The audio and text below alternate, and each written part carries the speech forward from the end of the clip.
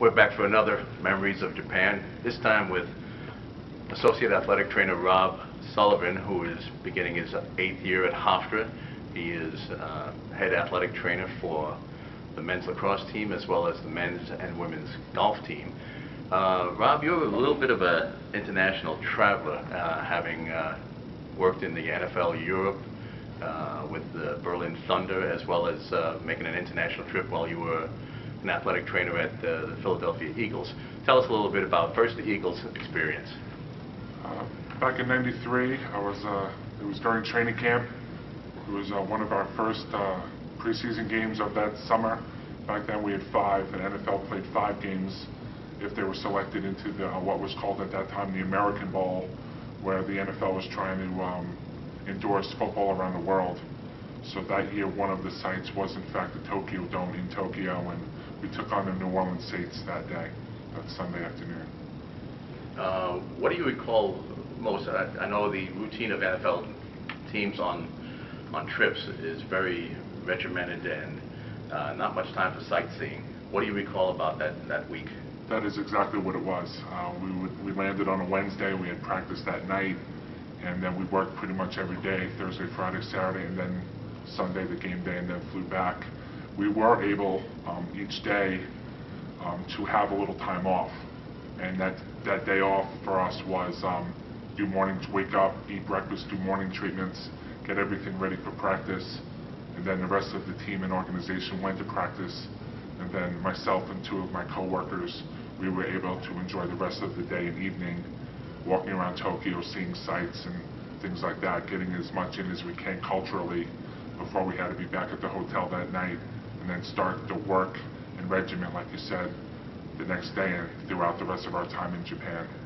But certainly not the sightseeing tour people might think it would be. No, we were able to just see Tokyo on our own. We had our cameras with us, and we had our yen with us, and we just saw what we wanted to see. And squeezed it in. And squeezed it in all in about 9 or 10 hours, yes. All right, now tell me about the experience with the NFL Europe with Berlin Thunder. You traveled all over Europe with the NFL Europe. Yes, the Berlin Thunder. I was based in Berlin, based in a hotel about a half-hour south of Berlin, and I was over there about 3.5 months, starting the venture in Tampa, Florida, for about the first 2 or 3 weeks. Then I was able to live, like I said, in Berlin for about 3.5 months, and I saw a lot of Western Europe. I was able to see most of Germany, about 4 or 5 cities in Germany. I was able to see Amsterdam and Scotland as well, and London as well. One of our land touchovers or layovers going to Scotland was London, and I got to see a lot of Western Europe. It was nice by train and by plane, and it was a great time. Now, when you heard about the Hofstra's trip to Tokyo for the International Friendship Games, what was the first thought that went through your mind? My initial gut was that it was very fast based on the last time I was there 19 years ago. But I was also excited.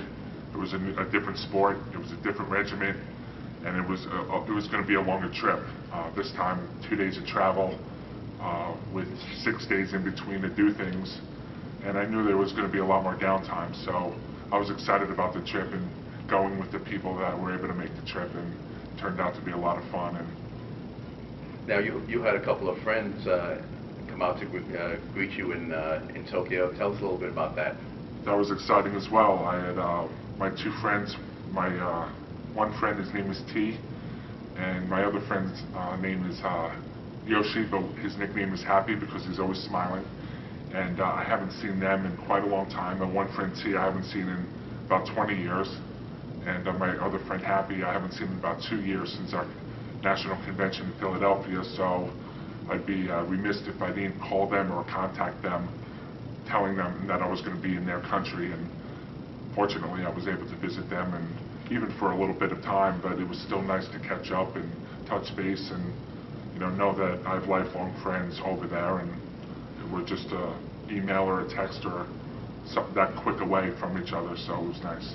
Now, the logistics of traveling internationally with a lacrosse team, or any team for that matter, takes on a whole different realm of things you have to accommodate, and sometimes you are not able to accommodate those things. What did you bring to Japan? And obviously, your first priority is the care and treatment of our student athletes, but what did you do to prepare for this trip? Well, I recognized right away that it is a challenge. It's a foreign country, so one of the first things is you have to worry about electricity and conversion and all that stuff, so I was prepared that way in case I needed to use a modality machine or an electrical stim or ultrasound machine or what have you, so, or my electrical heating pads. So that was the first concern.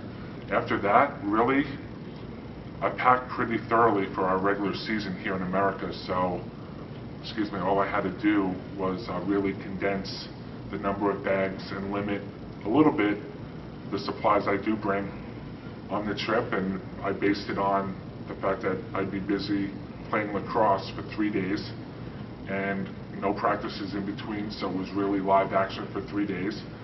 And I not limited it, but I packed appropriately medical supplies, gauze, tape, pre-wrap, things that I would need, whether an athlete or somebody on the trip got sick or if they got injured.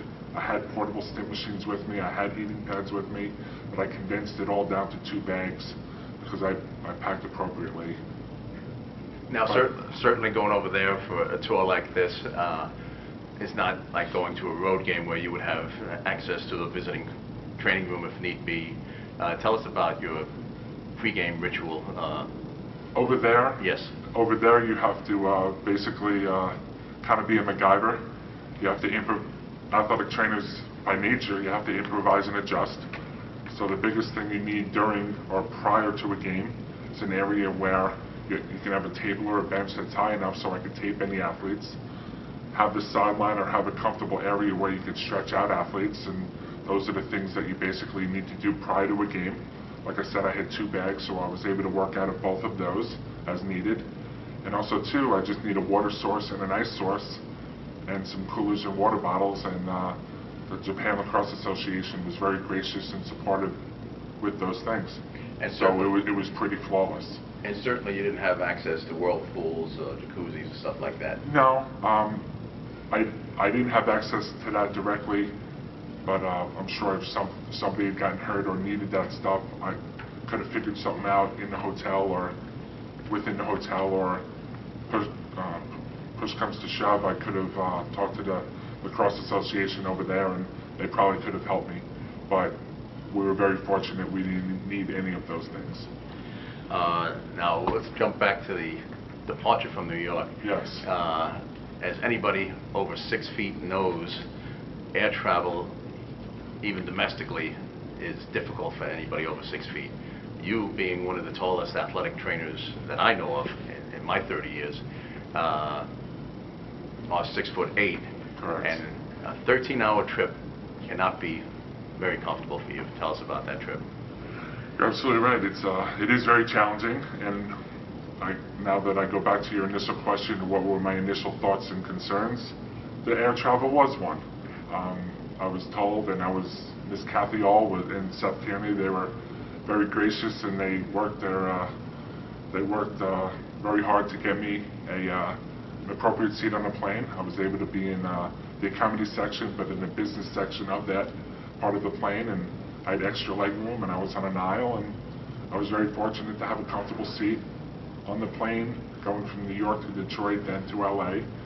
And on the way back as well, I was very fortunate to have appropriate seating, and thanks to them.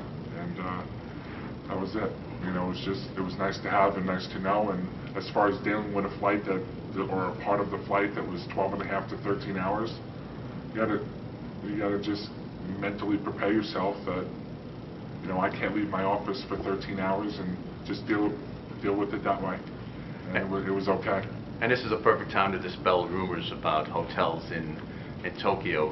You found it quite accommodating. Yes, it was fine. I had a single room. I had a king-size bed, and all the amenities in that room were fine. Everything was perfect. What was your favorite part of the trip? I'd say the best part of the trip was that it flowed. It was smooth. It flowed nicely. Everybody got along. It was the travel group was, everybody got along.